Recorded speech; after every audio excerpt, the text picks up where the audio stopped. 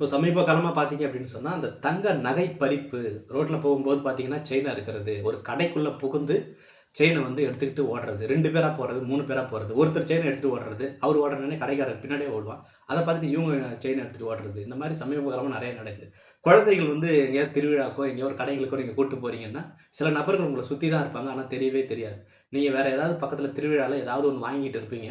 ஆனா, பக்கத்துல யாராவது ஒரு நபர் இருப்பாங்க. அவங்க டீசென்ட்டா இருக்க மாரி தான் இருக்கும். அது பெண்ணாவும் இருக்கலாம், ஆணாவும் இருக்கலாம். சில இடங்கள்ல பார்த்தீங்கன்னா, பெண்களே வந்து வருவாங்க. ரொம்ப டீசென்ட்டா இருப்பாங்க.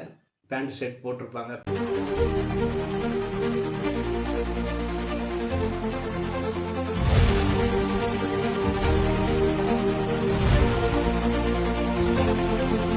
பேண்ட், டீ ஷர்ட், சுடிதார் இந்த மாரி போட்டிருப்பாங்க.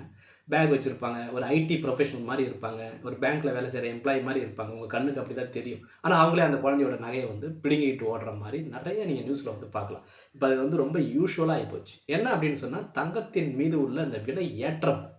தங்கம் கையில இருந்ததுன்னா போதும். நம்மளுக்கு வந்து ஒரு சொத்து இருக்கிற மாரி. அத அடமானம் வச்சு நம்ம பணம் வாங்கிக்கலாம். அத வித்தா நமக்கு பணம் கிடைக்கும்.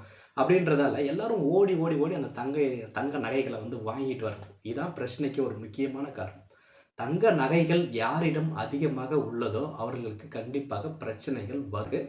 ஒரு ஒரு தாலி சரடு ஒருத்தவங்க போட்டு போறாங்கன்னு வச்சுக்கோங்களேன். அது ஒரு சுமாரா 4லருந்து 5 பவுன் அவங்க போட்டு போறாங்க. ஒரே ஒரு செயின் அவன் பறிச்சுட்டான் அப்படின்னு சொன்னா, ரிஸ்க் எடுத்து பறிச்சுட்டான் அப்படின்னு சொன்னா, அவன் ஒரு 3, 4 வருஷம் வந்து உட்கார்ந்து சாப்பிடுற அளவுக்கு அவனுக்கு காசு கிடைக்குது. இதனால தான் ரிஸ்க் எடுத்து தங்க நகைய எல்லாரும் வந்து திருடுறதுக்கு தயாரா இருக்கிறானுங்க. முக்கியமான காரணம் அதான். மாட்னா எப்பயாவது மாட்டப் போறான். ஆனா மாட்டல அப்படின்னு சொன்னா, அவனுக்கு மிகப்பெரிய ஒரு லாபம். வாழ்க்கையில அவன் ரிஸ்க் எடுத்து வர்றதுக்கு ஒரு முக்கியமான காரணம் அப்படின்னா அதான்.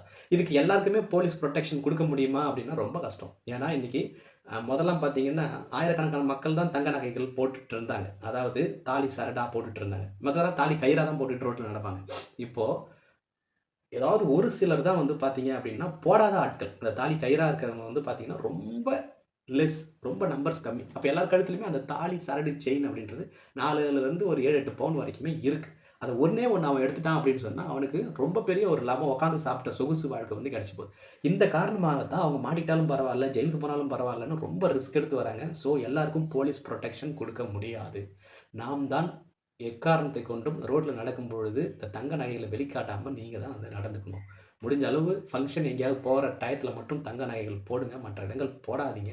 ஏன்னா போயிடுச்சு அப்படின்னு சொன்னா, இன்னைக்கு தங்கம் விக்கிற ரேட்ல உங்களால வாங்க கூட முடியாது. கனவுல உங்களால என்ன பண்ண முடியாது? வாங்க கூட முடியாது. அதனால இந்த தங்க நகைகள கொஞ்சம் அதிகமா வந்து அணியறத பொதுமக்கள் தான் குறைச்சுக்கணும். இல்லன்னா வந்து அதாவது ராபரியோட போயிட்டா போதும். பிரச்சனை இல்ல. ஆனா சில இடங்கள் கொலைக்கும் துணிவாங்க. ஒருவேள நீங்க அத குடுக்க மாட்டேன்னு பண்ற பட்சத்துல என்ன பண்ணலாம் அப்படின்னு சொன்னா, அது ஒரு கொலை அளவுக்கும் அவங்க வந்து கொண்டு போலாம். அந்த அளவுக்கு அவங்க ஒரு வெறி பிடிச்ச மாரி எல்லாரும் சுத்திக்கிட்டு இருக்கிறதுக்கு காரணம், அதோட விலை ஏற்றம். சொகுசு வாழ்க்கைக்கான ஒரு வழி. ஒரே ஒரு செயின பறிச்சா கிடைச்சிருச்சு அப்படின்னு சொன்னா, அத வச்சு அவன் பிசினஸ் பண்ணி பெரிய ஆளாவே வளர்ந்துட்டு போயிடலாம். அதனால என்ன பண்றாங்க, துணிஞ்சு வந்து அந்த நகை பறிப்புல பெண்களும் ஈடுபடுறாங்க, ஆண்களும் ஈடுபடுறாங்க. அதனால நீங்க தான் சூதானமா நடந்துக்கணும்.